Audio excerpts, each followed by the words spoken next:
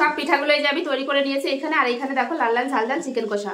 তো দুটো রেসিপি কিন্তু হয়ে গেছে। আর এই দুটো রেসিপি কেমন লাগলো বন্ধুরা? আমরা যে সকল অনেকে কিন্তু আমরা কাজের সূত্রে বাইরে থাকতে এই স্বাদের পিঠাটা কিন্তু খেতে পারি না, তো এইভাবে কিন্তু বানালে তোমরাও কিন্তু স্বাদের পিঠাটা খেতে পারবে। খুবই সুন্দর হয়। দেখো পিঠাগুলো কত সুন্দর হয়েছে, কত সুন্দর নরম হয়েছে দেখো, আর কত সুন্দর ফুলেছে পিঠাগুলো।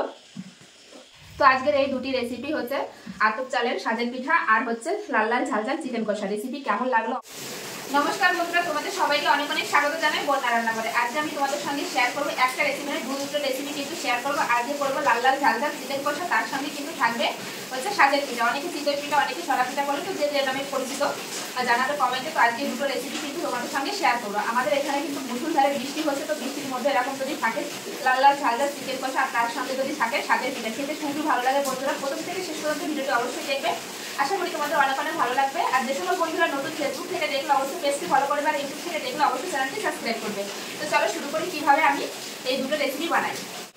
সাজের পিঠা বানানোর জন্য কিন্তু আমি আতপ চাল আমি 2 থেকে 3 ঘন্টা আগে কিন্তু ভিজিয়ে রেখেছিলাম। খুব সুন্দরভাবে কিন্তু ভিজে গেছে চালটা। এই যে, তো যে কেউ মানে এই পিঠাটা যে কেউ বানাতে পারবে কিন্তু এই রেসিপিটা দেখলে, ভিডিওটা দেখার পরে। অনেকে হয়তো সাজের পিঠা বানাতে পারে না, ওঠে না বা লেগে যায়, কিন্তু এই ভিডিওটা দেখার পরে একবার বাড়িতে ট্রাই করবে, খুবই ভালো লাগবে বন্ধুরা। তোমরাও কিন্তু সহজে বানিয়ে নিতে পারবে। তবে আমি কিন্তু লাল লাল ঝাল ঝাল চিকেন কষাটা বানিয়ে নেবো, তার জন্য কিন্তু এই যে খুব সুন্দর করে চিকেনটা ধুয়ে রেখেছি। এখন চিকেন কষাটা বানাবো। এই সাইডে গ্যাস ধরিয়ে গ্যাসটা ধরিয়ে কড়াইটা বসিয়ে দিয়েছি। এখন গরম হলে তেল দিয়ে দেবো। তো আগে কিন্তু আমি অনেক চিকেন কষা চিকেন রেসিপি দিয়েছি, কিন্তু আজকে চিকেন কষাটা একটু অন্যভাবে বানাবো। তো তার জন্য প্রথম থেকে দেখতে থাকো। আমি প্রথমে দিয়ে দেবো হচ্ছে তেল। আর এই চিকেন কষাটা কিন্তু আমি সয়াবিন তেলে বানাবো, তোমরা চাইলে সর্ষের তেলও বানাতে পারো। তেল কিন্তু খুব ভালোভাবে গরম হয়ে গেছে। এখন ফোড়ন করে দেবো। ফোড়নে দিয়ে দেবো হচ্ছে তেজপাতা আর গোটা গরম মশলা। এবার আমি তেলের ভিতরে যে মাংসটা ধরে রেখেছিলাম মাংসটা কিন্তু দিয়ে দেবো। চিকেনটা কিন্তু খুব সুন্দর করে ভেজে নিয়েছে, একটা কাঁচা গন্ধটা কিন্তু চলে গেছে। এবার দিয়ে দেবো আদা রসুন বাটা, দিয়ে এটাও কিন্তু খুব সুন্দরভাবে ভেজে নেবো যতক্ষণ না আদা রসুন পেঁয়াজের কাঁচা গন্ধটা যাচ্ছে।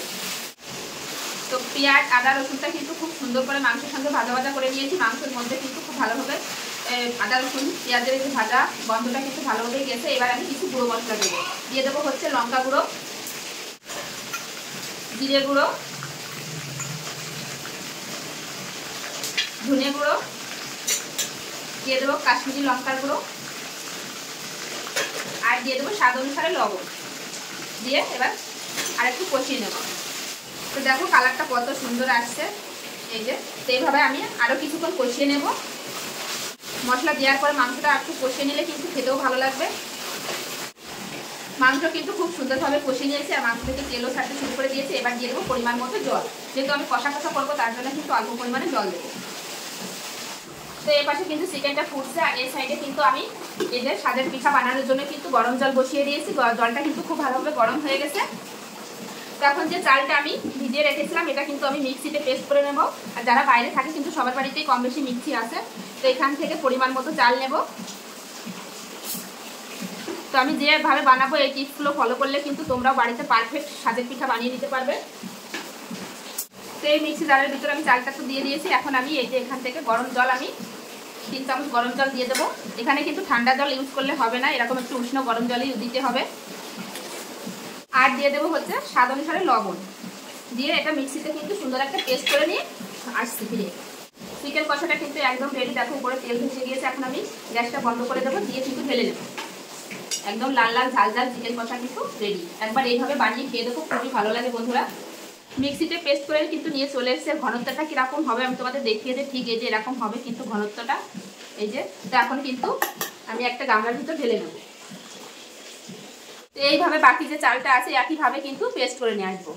তো সব চালগুলো কিন্তু আমি পেস্ট করে নিয়েছি। তো একটু ব্যাটারটা ঘন লাগছে, তার জন্য কিন্তু আমি একটু যে গরম জল করে রেখেছিলাম এখান থেকে কিন্তু একটু গরম জল দিয়ে দেবো এর ভিতরে।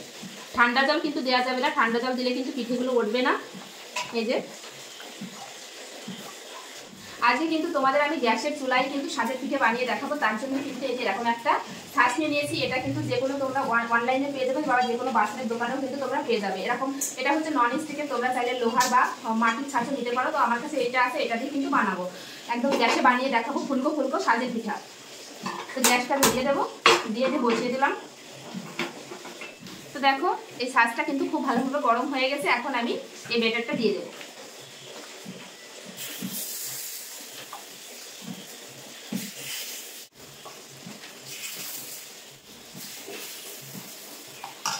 এবার ঢাকা দিয়ে দেবো 2 মিনিটের জন্য। 2 মিনিট হয়ে গেছে, এখন আমি ঢাকনাটা খুলে দেখবো কেমন হয়েছে। তো এই দেখো কত সুন্দর কিন্তু ফুলেছে পিঠাগুলো। তো এখন কিন্তু একটা চাকু নিয়ে নিয়েছি, চাকুর সাহায্যে কিন্তু এভাবে এরকম দিলেই দেখো এমনি এমনি উঠে যাচ্ছে, কিন্তু যেহেতু নন স্টিকের। এই দেখো কত সুন্দর হয়েছে পিঠাগুলো। তো একটা প্লেটে ঢেলে নেব। কত সহজ দেখতেই পেলে বন্ধুরা। বেটারটা যখন দেবে কিন্তু একটু এরকম গুলিয়ে নেবে এভাবে।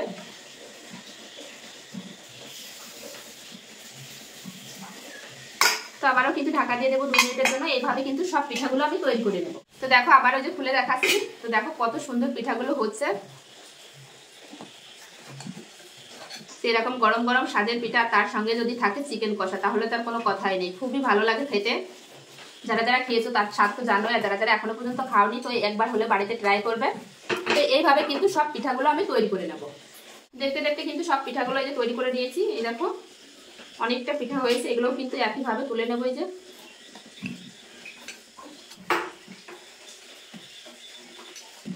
এই যে ঢেলে নেবো। দেখো কত পিঠা হয়েছে। সব পিঠাগুলো এই যে আমি তৈরি করে নিয়েছি এখানে। আর এখানে দেখো লাল লাল ঝাল ঝাল চিকেন কষা।